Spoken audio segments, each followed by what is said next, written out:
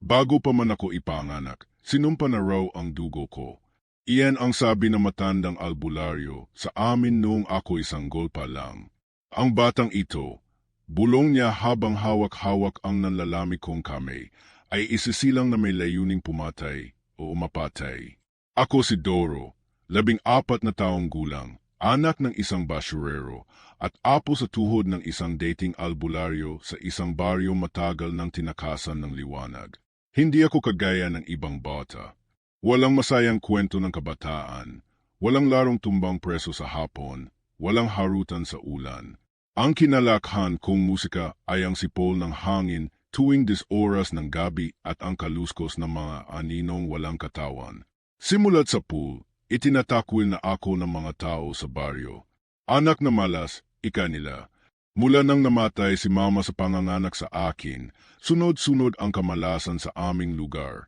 May nawala, may nalunod, may nawalan ng bait. At ang pinagbintangan, ako.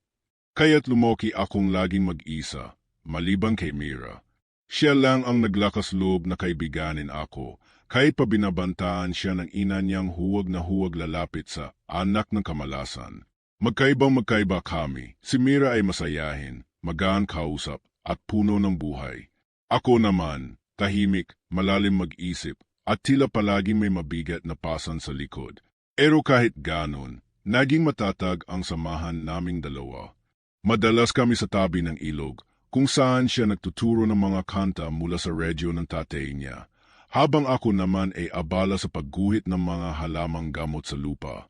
Noong una, inakala kong normal lang ang mga kakaibang bagay na nakikita ko. Akala ko lahat ng bata ay may kakayahang marinig ang bulong ng puno o makita ang liwanag sa katawan ng tao kapag sila'y may sakit. Pero habang tumatagal, unti-unting nag-iiba ang lahat. Isang gabi, habang pauwi ako mula sa kabundukan kung saan ako madalas mangolekta ng ugat ng tawas at dahon ng sambong, may naramdaman akong malamig na hangin na tila ba dumaan sa buto ko. Nang lingunin ko ang likod ko, wala namang tao, pero may naiwan isang marka sa lupa. 4 na bakas ng paa, na tila hindi hayop, hindi rin tao. Malalaki, malalim ang ukit, at pawing nakaharap sa direksyon ng bahay namin. Simula noon, nagsunod-sunod na ang mga pangyayaring hindi ko may paliwanag. May mga manok na kinakatay kahit nakakulong sa kulungan. May mga bata sa baryo na nananaginip ng isang bagay, isang batang duguan ang meta, may hawak na itok at tumatawa sa dilim. At ako, tuwing umuulan, nananaginip ako ng isang boses. Paulit-ulit lang ito, Doro, handa ka na ba? Wala akong idea kung ano ang ibig sabihin ng mga ito. Ang tanging alam ko lang, unti-unti akong ginigising ng isang bagay na matagal nang natutulog sa loob ko. At ang mas nakakakilabot, parang may mga matang palaging nakamasid, kahit ako'y nag-iisa sa ilalim ng bubong ng lumang barong-barong namin. Baka may lahi ka talaga, Doro. Biro ni Mira isang hapon habang sabay kaming namumulot ng kamuting kahoy. Albularyo si lolo mo, di ba? Di ikaw, batang albularyo. Ngumiti ako, pilit. Sa totoo lang, may mga araw na gusto ko ring paniwalaan yon, na ito lang ang dahilan kung bakit ako kakaiba. Pero sa likod ng isip ko, may mas malalim na hinala.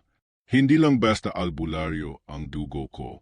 May mas malupit, mas matanda, mas madilim. Minsan, habang nagpapahinga kami ni Mira sa ilalim ng puno ng balete, bigla siyang napatingin sa akin na matalim. Doro, kanina pa kita tinitingnan, iba ang mata mo. Napakunot ang noo ko. Anong ibig mong sabihin? Parang umiling siya. Wala, baka pagod lang ako. Pero alam kong may nakita siya. Gabi ring yon, habang naglalakad ako pa uwi. May narinig akong sigaw mula sa kabilang bahagi ng gubat. Hindi sigaw ng tao, kundi na hayop o ng nilalang. Mahaba, malalim, at tila may lungkot sa likod nito. Dumating ako sa bahay namin, nanlalamig ang pawis. Nang binuksan ko ang pinto, naroon si Lolo, ang matandang baliw na halos di na lumalabas ng silid. Nakaupo siya sa sahig, nakatitig sa akin. Nararamdaman mo na, bulong niya. Malapit na. Huwag kang matakot, Doro. Ikaw ang huling pag-asa natin. Pag-asa saan, Lolo? Tanong ko, halos pabulong. Ngunit imbes na sagutin ako, itinuro niya ang lumang bowl sa ilalim ng kanyang higaan. Pag dumilim ang buwan at magpakita ang dugo, buksan mo, Yen. Pero huwag ngayon. Hindi pa oras. Makalipas ang ilang gabi, napansin ni Mira na may sugat ako sa likod. Hindi ko alam kung paano ako nagkaroon noon. Para bang tinaga ako habang natutulog. Pero walang gising na gulo, walang bakas ng pumasok. Parang panaginip lang. Doro, bulong ni Mira habang ginagamot ang sugat ko. Huwag mo akong iiwan, ha? Kahit anong mangyari. Ngumiti ako. Hindi ako aalis. Promise. Pero kinabukasan, nawala si Mira. At sa ilalim ng kanyang kama, may naiwan na sulat na may sulat kamay niya. Isang pangalang paulit-ulit na sinulat, gamit ang dugo. Doro, Doro, Doro. At sa gilid ng sulat, may nakaukit na simbolo. Hindi ko alam kung saan nagsisimula ang kabaliwan o kung kailan natapos ang normal kong buhay. Pero isang bagay ang malinaw sa akin ngayon. Hindi lang ako basta batang albularyo. Ako ang isinumpang tagapuksa ng isang matandang angkan ng mga aswang. At nagsisimula na ang gayera. Simula na makita ni Galo ang batang nag-enyong nilalang sa ilalim ng kampanaryo, hindi na siya mapakali. Parang may apoy na naglalagablab sa loob ng dibdib niya. Hindi galit, kundi isang pangambang mahirap bigyang linaw.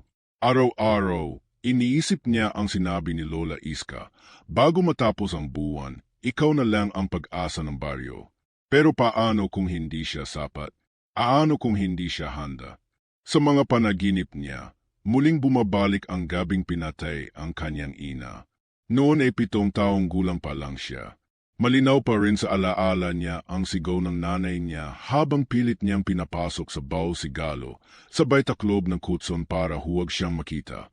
Nakasilip siya sa maliit na butas at nakita ang 3 anino na dumating. Mahahaba ang kuko, tila hayop ang lakad, at pulang-pula ang mga mata. Hindi man niya nakita ang buong pangyayari, narinig niya ang huling bulong ng kanyang ina. Hindi matatapos sa akin. Galo, anak, ikaw ang wakas nila. Simula noon, dala na ni Galo ang bigat ng salitang hindi niya maintindihan. Akala niya ay normal lang na bangungot ang lahat. Pero ngayong unti-unti nang lumalabas ang mga nilalang ng dilim, alam na niyang hindi ito imahinasyon. Sa baryo, nag-iba ang ihip ng hangin.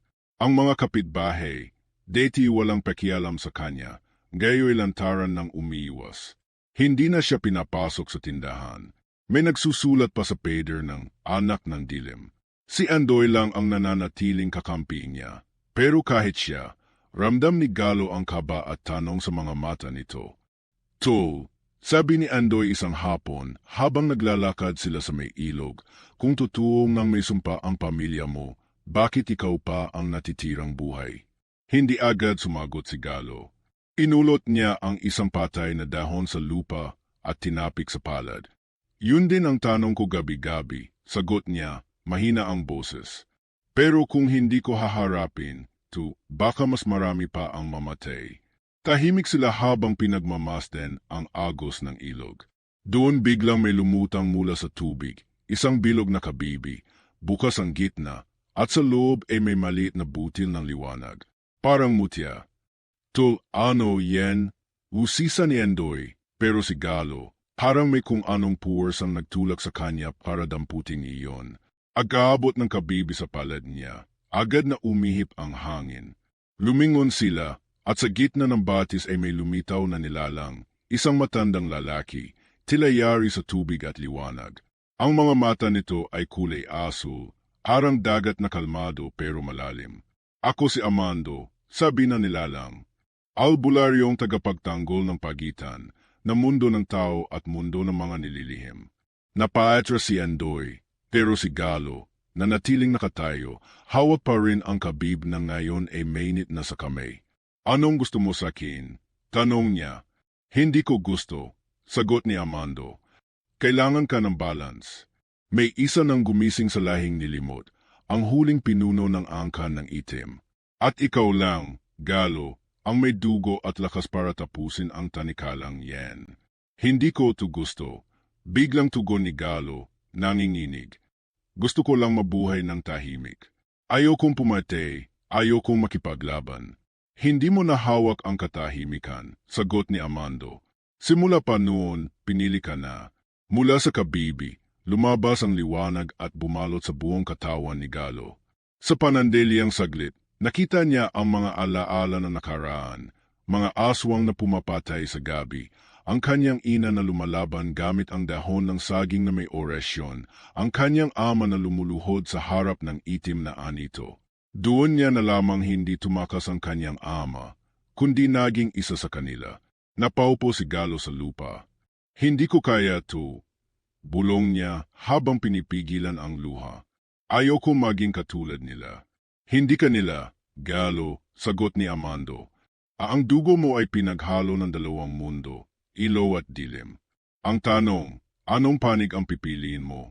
Mula sa paligid ay unti-unting nawala ang liwanag. Naiwan si Galo, si Endoy, at ang kabibi ng ngayon ay tila naging isang amuletong pilak na hugis buwan. Sa palad ni Galo ay may bakas na marka, parang sugat na hindi nasasaktan, hugis mata na nakapikit. To, sabi ni Endoy, dahan-dahang lumapit. Kahit ano pa, yan, nandito pa rin ako. Ngumiti si Galo kahit baka sa mukha niya ang takot. Salamat, Doy, pero kung anuman ang paparating, baka hindi na sapat ang tapang nating dalawa. Kinagabihan, inuntahan niya si Lola Iska, dala ang kabibi. Anya, totoo nga ang lahat. Nandito na sila. At ako raw ang wakas nila. Tahimik lang ang matanda, saka pumikit. Hindi pa ito ang simula, Galo. Pero kung handa ka na, bubuksan ko sa iyo ang aklat na hindi pa nabubuksan sa loob ng 40 taon. Bumukas si Lola Iska ng bowl, at mula roon, inilabas ang isang itim na aklat, balet ng ahas ang tekip, at may pulang sinulid na nakabuho sa paligid. Nasa loob nito, sabi ni Lola, ang lahat ng orasyon at kasaysayan ng lahing hindi kailanman isinulat ng simbahan. Pero pag binasa mo to, wala nang balikan. Buhay mo na ang kapalit. Himawak si Galo sa mutya, at habang nagdadalawang isip pa siya, biglang may kumalabog sa bubong. Isang sigaw mula sa labas. Isang boses ng babae. Galo, lumabas ka. Pagbukas nila ng pinto, wala nang tao sa labas, kundi isang sako ng dugo, at sa tabi nito, isang piraso ng itim na kuko, may pangalan niyang nakaukit.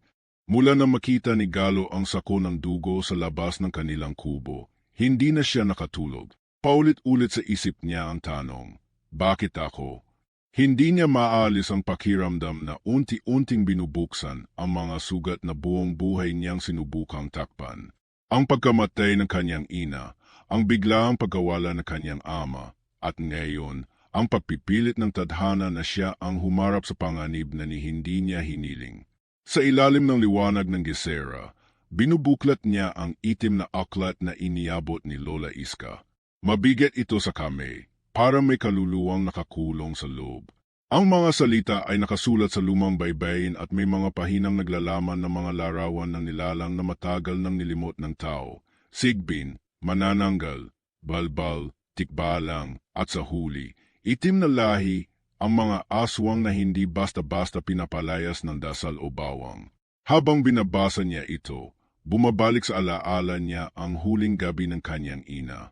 Ang mukha nitong puno ng luha, pero matatag. Hawak ang kutsilyong may ukit, sinasambit ang mga salitang hindi niya pa noon maintindihan. Gayon lang niya nalaman, panalangin pala yon para isara ang daan sa dilim, para siya'y may ligtas. Ngunit kahit nailigtas siya noon, gayon siya naman ang dapat lumaban. Ano kung hindi ko kaya? Bulong niya sa sarili. Paano kung wala akong lakas na tulad ng inaasahan nila? Hindi lakas ang kailangan, Galo, ani Lola Iska, na biglang lumitaw sa may pintuan, kundi puso. At yan ang pinakadelikado nilang kalaban. Pero ang puso ni Galo ay basag.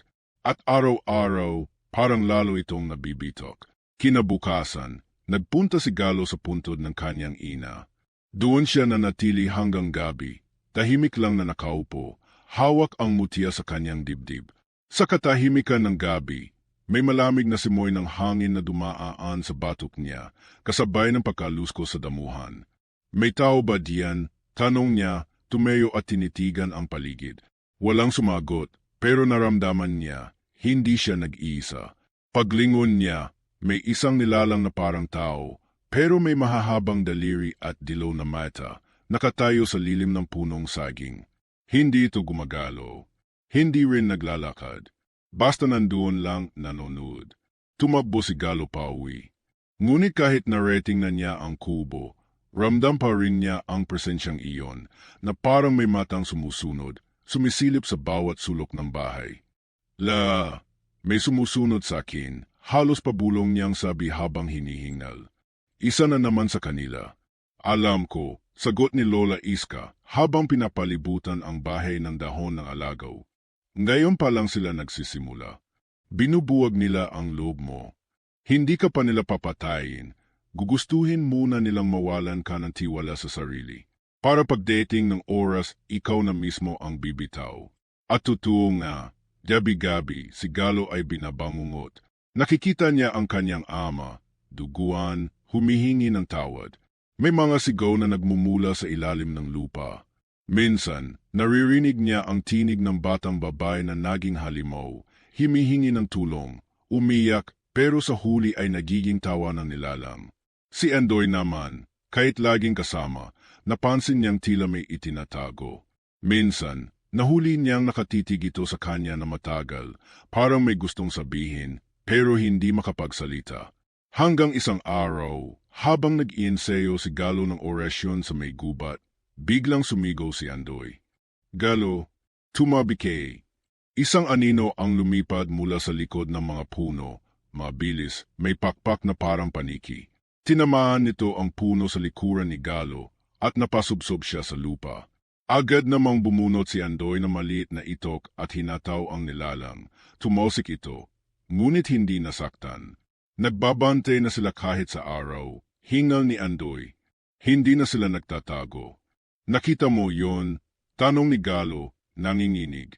Hindi ka ba natakot? Ngumiti si Andoy kahit puno ng pawis. Natakot. Pero hindi ko kaya na ikaw lang ang lalaban. Sa gabing iyon, habang nagpapahinga sila sa silong ng kubo, biglang nagsalita si Galo. Andoy, kung sakaling hindi ko kayanin. Kung sakaling mawalan ako ng sarili sa gitna ng gayera. Tumigil ka nga, sabat ni Andoy. Hindi ka mawawala. Hindi ka matatalo. At kung matalo ka man, ako ang unang babangon para tapusin ang sinimulan mo. Tahimik si Galo. Pinikit niya ang mga meta. Sa loob ng kanyang dibdib, isang apoy ang unti-unting muling nagliliyab. Hindi pa man siya ganap na handa, pero alam niyang hindi siya nag-iisa. Sa sumunod na gabi, habang binabasa niya ang ikatlong pahina ng itim na aklat, isang kakaibang sigla ang bumalot sa paligid. Tila may pumapasok na enerhiya sa loob ng kubo. Bumukas ang pinto, hindi dahil sa hangin, kundi dahil may dumaiting. Isang babae. Maputi ang balet, mahaba ang buhok na parang hibla ng buwan. Nakatapak sa lupa, ngunit tila hindi nadudumihan. May hawak siyang tansong baston na may palamuting bulaklak ng ilang-ilang. Galo, mahina niyang sabi.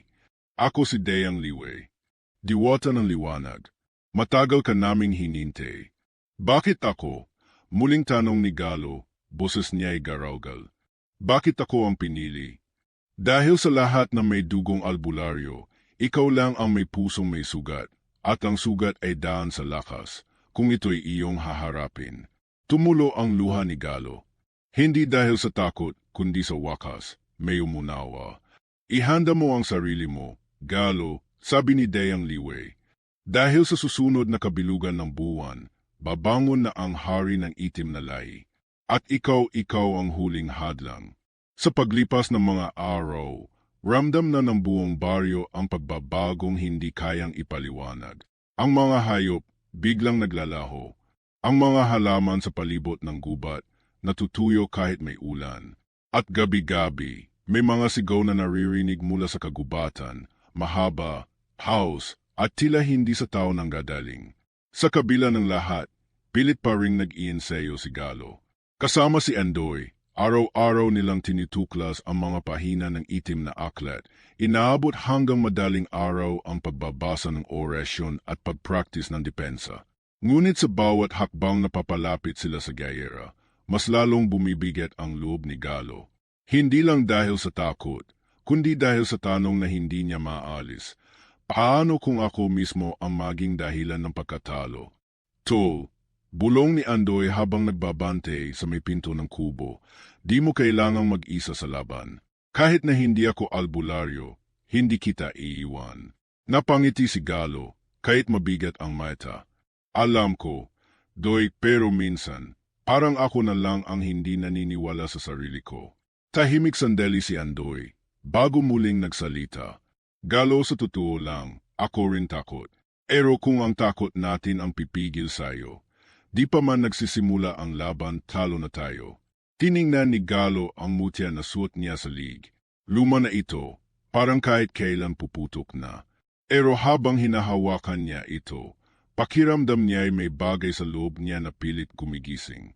Isang sigla na tagal nang natutulog. Lumipas pa ang ilang gabi.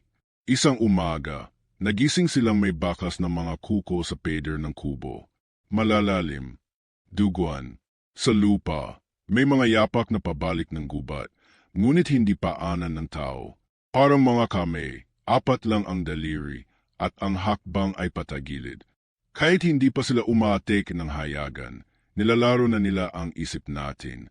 Bulong ni Lola Iska habang tinatakpan ang bakas ng asin. Sinusubok nila kung kailan ka bibigay. Nang gabing yon, habang nagpapahinga si Galo sa silong ng bahay, biglang nanginig ang lupa. Hindi lindo. Isa lang itong pagyanig, mahina pero matalim, para bang may dumaan na anino sa ilalim ng lupa. Tumayo siya agad. Hawak ang baston na iniwan ni Dayang Liway. Mula sa malayo, narinig niya ang tila unggol ng isang nilalang. Ngunit pagtingin niya sa paligid, tahimik pa rin ang gabi. May dumarating, sabi niya halos pabulong. At hindi siya nag-iisa. Kinabukasan, pumunta sila ni Andoy sa paanan ng bundok, kung saan unang lumitaw ang mga anino. At doon nila nakita ang bakas ng kapangyarihan ng kaaway. Isang punong balete, deti punong-puno ng dahon, gayo'y itim na ang katawan, parang sinunog. Ang mga ugat nito, umabot hanggang lupa at parang pumalibot sa bangkay ng isang baboy ramo, fuyot, walang dugo, at may marka sa lig, dalawang tuldok, parang kagat. Napaetra si Galo. Aswang, pero bago pa sila makalayo, biglang may umalingaw na sigaw mula sa itaas ng punong kahoy. Isang babaeng nakaputi, duguan ang bibig, at ang matay walang puti, puro dilaw. Nakatayo ito sa sanga, pero hindi gumagalaw. Parang estatwa. At mula sa katawan niya, may tumutulong itim na likido. Galo, huwag tayong lalapit, bulong ni Andoy. Hindi siya tao. Pero si Galo, hindi makagalaw. Tila may kung anong hinihigop ang lakas niya habang nakatitig sa nilalang. Hindi siya ang tunay na panganib, sabi ng tinig ni Dayang Liway sa kanyang isip. Isa lang siya sa mga bante. Ang hari nila, gising na. Nang maputol ang koneksyon, napaatra si Galo. Kailangan na nating bumalik. Pagdating sa bahay, sinalubong sila ni Lola Iska, may hawak na buntal ng halamang gamot at lumang pamaypay. Malapit na ang kabilugan ng buwan, sabi niya. Kapag sumapit yon, bubukas ang pintuang itim. Doon lalabas ang hari nila, ang pinuno ng angkan na pinagsimulan ng lahat. Tumingin si Galo sa paligid, sa kanilang maliit na tahanan, sa kaibigan niyang hindi kailanman bumitaw, at sa matandang nag-alaga sa kanya mula pagkabata. Ramdam niya ang bigat ng bawat hininga. Hindi niya ito pinili. Hindi niya ito hiniling. Ngunit siya ang narito. Siya ang naiwan. At kahit hindi pa rin nawawala ang takot sa puso niya, may liwanag ng dahan-dahang sumisindi sa kanyang dibdib. Sa gabing iyon, habang nag-iensayo ng panibagong orasyon si Galo sa ilalim ng buwan, biglang bumigat ang hangin.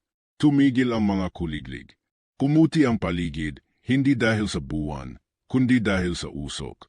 Mula sa ulap na iyon, Lumitaw ang isang nilalang na may mahabang damit, wala ang mukha, at lumulutang sa air. Galo, bulong ng nilalang, sa loob ng 3 gabi darating ang iyong wakas.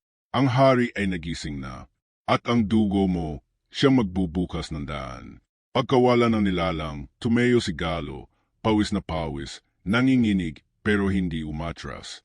Kung ito na ang simula, bulong niya sa sarili, handa akong mamatay, basta hindi kayo ang madamay. Ngunit sa likod ng kanyang tapang, may isang katotohanan hindi niya pa rin maamin, na ang dugo sa loob niya ay hindi lang ng albularyo, kundi may halong itim na lahi. At sa gabi ng kabilugan ng buwan, kailangang harapin niya hindi lang ang mga halimaw sa labas, kundi ang halimaw sa loob niya. 3 gabi bago ang kabilugan ng buwan, lalong lumalim ang katahimikan sa baryo. Hindi na normal ang katahimikan na iyon, para may humihigop ng buhay sa paligid. Kahit ang mga aso, hindi na tumataho. Ang mga bata, hindi na naglalaro sa labas.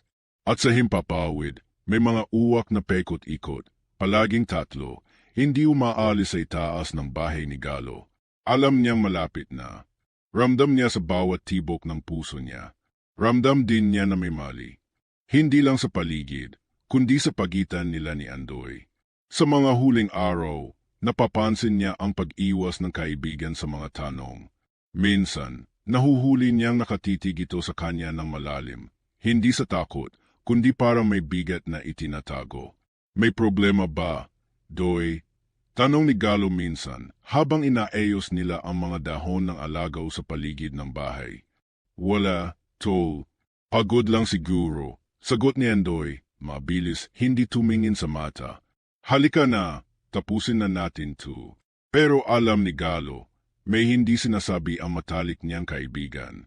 Kinagabihan, habang tulog si Lola Iska sa silid at si Galo na may nagpapahinga sa dapugan, biglang dumating si Dayang Liway. Tahimik, parang alingaw-ngaw lang ng hangin. Hawak pa rin ang tansong baston at sa mga mata niya ay may kaba. Galo, mahinang sabi ng diwata, may nagbukas ng lagusan. Hindi ikaw, at hindi kami. Isa sa malapit sa iyo ang may hawak ng susi. Napatingin si Galo sa labas, kung saan nakita niya si Andoy, nakaupo sa ilalim ng puno, tila may hawak na bagay na kumikislap sa dilim. Nilapitan niya ito, mabagal ang hakbang, nanginginig ang kamay. Andoy, anong hawak mo? Nagulat ang kaibigan. Agad niyang tinago sa bulsa ang bagay. Wala to. Bato lang. Doy, wag mo na akong lokohin, putol ni Galo. Ano yang hawak mo? Hindi na kumibo si Andoy. Dahan-dahan niyang inilabas ang bagay mula sa bulsa, isang amuletong itim, bilog, at may ukit ng maita. Pareho na marka na lumitaw sa palad ni Galo noong unang beses niyang hinawakan ang mutya. Pero ito, mas madilim, mas malamig, at ang tibok ng puso ni Galo ay parang huminto. Saan mo nakuha yan? Boses niyang garaugal. Muling tumingin si Andoy sa kanya. May bigat. Matagal na. Noong gabi na tinakasan natin, yung nilalang sa punong balete. Hindi ko alam kung bakit ako nilapitan, pero may boses na nagsabing ibigay ko raw to sa iyo sa tamang oras. Kanino galing? Tanong ni Galo, gayon ay nanginginig na. Hindi ko alam, sagot ni Andoy. Pero simula noong hawak ko, naririnig ko na ang mga boses. At Galo, isa lang ang paulit-ulit nilang sinasabi. Ano? Ikaw ang susi. Ikaw ang pagbubukas. Parang binuhusan na malamig na tubig si Galo. Biglang nagbalik ang mga alaala, ang katahimikan ng kanyang pagkabata, ang pagkamatay na ina niya, ang pagkawala ng ama niya, at ang mutya sa liig niya, na biglang kumislap ng hawakan niya ang itim na amuleto ni Andoy. At doon niya naintindihan, hindi siya ipinanganak para lang maging tagapagtanggol. Ipinanganak siya para maging pinto. Hindi lang ako ang wakas nila. Mahina niyang sabi, ako ang daan para bumalik sila sa mundo. Tumayo si Galo, nanginginig, hindi dahil sa lamig, kundi sa bigat ng katotohanan. Doy, kung tama ang hinala ko, baka simula pa lang, ginamit na tayo. At baka hindi aksidente ang lahat. Galo, lumapit si Andoy. Hindi kita niloko. Akala ko matutulungan kanyan. Pero bago pa sila makapag-usap pa ng mahaba, biglang nagdilim ang paligid. Parang nabura ang buwan sa langit. Mula sa lupa, may usok na sumisingaw at ang amuleto ni Andoy biglang naging mainit. Napabitaw siya. Sa lupa, unti-unting bumuka ang isang hiwa, parang sugat sa mundo. At mula roon, may tumataas na anino, matangkad, kayat may pakpak na parang balat ng ahas at mga matang pula. Si Galo, hindi makagalaw. Pakiramdam niya, hinihigop ng nilalang ang kanyang lakas. Ang mutya sa kanyang dibdib ay kumikislap, pero sa halip na liwanag, ang sumisibol ay usok. Dumating si Dayang Liwe. Sinubukang pigilan ang pagbukas ng sugat sa lupa. Galo, umalis ka riyan. Hindi pa ito ang oras. Pero huli na. Ang marka sa palad ni Galo ay muling lumitaw. Ngunit ngayon, hindi na mata ang hugis. Isa na itong bunganga. Bukas, tila handang lumamon. Lumapit si Andoy, hawak ang tansong baston. Galo, kung hindi mo kaya pigilan, ako na lang. Walang ganun, Doy, sagot ni Galo, halos humahagulgol. Ako ang problema. Ako rin dapat ang tapusin, Biglang bumalot ang hangin ng boses na hindi nila alam kung saan galing, malalim, mabagal, at parang nabubuo mula sa libingan. Gising na ang hari ng itim, at ang anak ng liwanag, siya ring magbubukas ng kanyang mata. Sa likod ng mga boses, sa likod ng gumuguhong lupa, at sa harap ng lumalabas na nilalang, unti-unting bumabalot sa dibdib ni Galo ang isang tanong na ayaw niyang sagutin. Umugong ang paligid habang bumubuka ang lupa sa paanan ni Galo. Ang sugat sa mundo ay lumalaki, at mula roon, unti-unting umaangat ang nilalang na buong buhay niyang tinatakasan. Isang hugis taong anino, mas mataas pa sa punong balete, balot ng itim na usok, at may mga matang pulang-pula na parang apoy ng impyerno. Ito na ang hari ng itim na lahi, ang pinuno ng mga aswang, ang nilalang na pinaniniwala matagal ng pinatalsik sa mundo ng mga tao. Ngunit ngayon, dahil sa isang pagkakamali, o isang itinadhanang pepel, siya ay nagising. At si Galo, ang tagapagmana ng liwanag, siya rin pala ang naging susi ng pagbabalik. Hindi na siya makagalaw. Nanlalambot ang mga tuhod niya habang pinagmamasten ang halimaw na dahan-dahang lumalapit. Sa bawat hakbang nito, ang lupa ay nabibitok, ang mga halaman ay namamatay, at ang hangin ay lumalamig na parang nalulunod sa dilim. Galo, sigaw ni Dayang Liwe mula sa likod. Kaya mo, ang dugo mo ay hindi lang sa dilim. Tandaan mo kung sino ka. Ngunit parang bingi na si Galo. Ang dibdib niya ay parang pinipiga, hindi lang dahil sa takot, kundi dahil sa katotohanan siya mismo ang dahilan ng pagbukas ng lagusan. Si Andoy ay nakatayo rin, nanginginig, hawak pa rin ang tansong baston, handang lumaban kahit wala siyang kapangyarihan. Lumingon si Galo sa kanya, at sa matang kaibigan ay nakita niya ang isang bagay na hindi niya napansin sa mga nakaraang araw. Takot, pero higit pa roon, tiwala. Mahina niyang bulong, patawarin mo ko. Hindi na siya hinintay ni Andoy magsalita pa. Tumakbo ito palapit sa kanya at niyakap siya. Hindi mo kasalanan ang lahat ng pero ikaw lang ang makakatapos. Pagkatapos, mabilis siyang tumalikod, himarap sa nilalang, at itinapat ang baston ni Dayang Liwe. Kung dadaan ka sa kanya, dadaan ka muna sa akin. Tumawa ang halimaw, malalim, parang kalawang na bakal. Isang hampas lang ng hangin mula sa pakpak nito. Tumausik si Andoy sa gilid, nawalan na malay. Andoy, sigaw ni Galo, napaluhod sa lupa. Ang luha niya, tumulo, ngunit kasabay nito, ang mutya sa kanyang dibdib ay biglang lumiwanag. Hindi na usok ang lumalabas, kundi baghaw na liwanag, malamig pero buo. Naramdaman niya ang presensya ng kanyang ina. Ang huling bulong nito noong gabing pinatay siya. Ikaw ang wakas nila, pero ngayon lang niya naintindihan ang buong ibig sabihin. Hindi siya wakas dahil siya ang susi ng pagbabalik, kundi dahil siya ang pinakahuling harang ng dilim. Tumayo siya, mabagal, pero matatag. Hawak ang mutya. Itinaas niya ito sa harap ng kanyang dibdib. Ako si Galo, sigaw niya, anak ng liwanag, dugo ng albularyo at tagaputol ng kadena ng dilim. Sumambulat ang baghaw na liwanag mula sa mutya. Kumalat ito sa paligid at sandaling napaatras ang hari ng itim. Napasigaw ito, hindi sa galit kundi sa sakit. Hindi pa tapos, bulong ng nilalang. Dugo mo iisa rin sa amin. Baka nga, sagot ni Galo, pero pinili kong maging tao. Mula sa likod niya, lumitaw si Dayang Liwe, sugatan, hawak ang sariling baston. Ngayon na, Galo, iisa na tayo. Inikit ni Galo ang mga meta, sinambit ang orasyong natutunan mula sa itim na aklat, at sa huling sigaw niya ay pinakawalan ang buong lakas ng mutya. Isang bogso ng liwanag ang bumulusok mula sa kanya, dumiretso sa bunganga ng sugat sa lupa, at tinamaan ang nilalang sa kanyang pinakagitna. Sigaw, matinis, malalim, halos umuga ang langit. Nagliyab ang katawan ng halimaw, at sa huling saglit bago ito bumalik sa kailaliman, nagsalita ito ng huli. Hindi mo may iwasan kung anino ka rin sa loob. Pumikit si Galo, at ang lahat ay naging puti. Pagmulat niya, umaga na. Ang langit ay maliwanag. Tahimik ang paligid, ngunit hindi na nakakakilabot, kundi payapa. Nakita niya si Andoy, nakahandusay sa lupa, walang malay. Doy, lumapit siya, nanginginig. Gising ka, gising ka. So, hindi gumalaw si Andoy. Lumuhod si Galo sa tabi niya, pinipigilan ang mga luha. Doy, huwag mo kong iiwan. Tapos na nanalo na tayo. Gumising ka naman.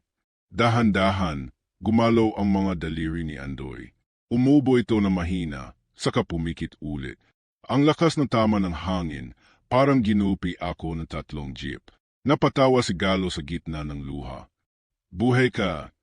Di mo ba alam, sagot ni Andoy, matibay ito. Lumingon si Galo sa paligid. Wala na ang sugat sa lupa. Wala na ang halimaw. At ang mutya sa kanyang dibdib, pumutok. Walang naiwan kundi abo.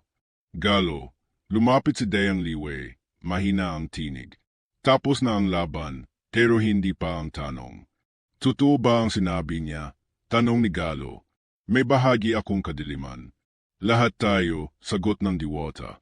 Pero ang liwanag pinipili. At pinili mo ang tama. Tahimik si Galo. Tumayo, humarap sa liwanag ng araw. Sa unang pagkakataon sa buong buhay niya, hindi na siya nagtatago. Hindi na siya tinatakbuhan ng tao. At higit sa lahat, hindi na niya tinatakbuhan ang sarili.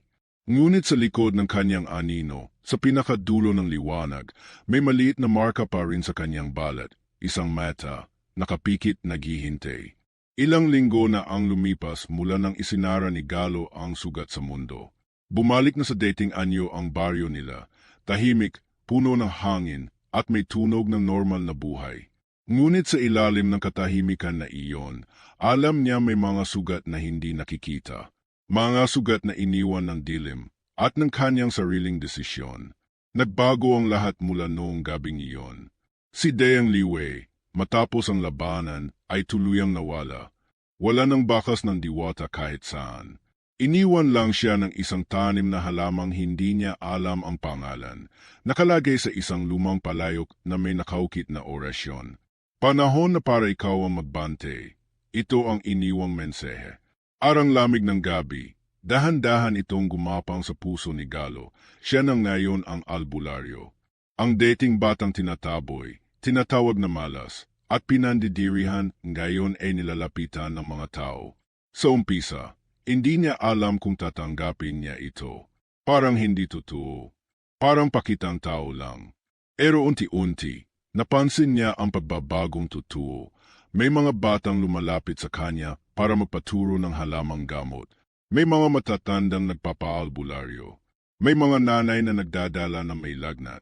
Hindi siya hinihingan ng milagro. Hinihingan siya ng tulong.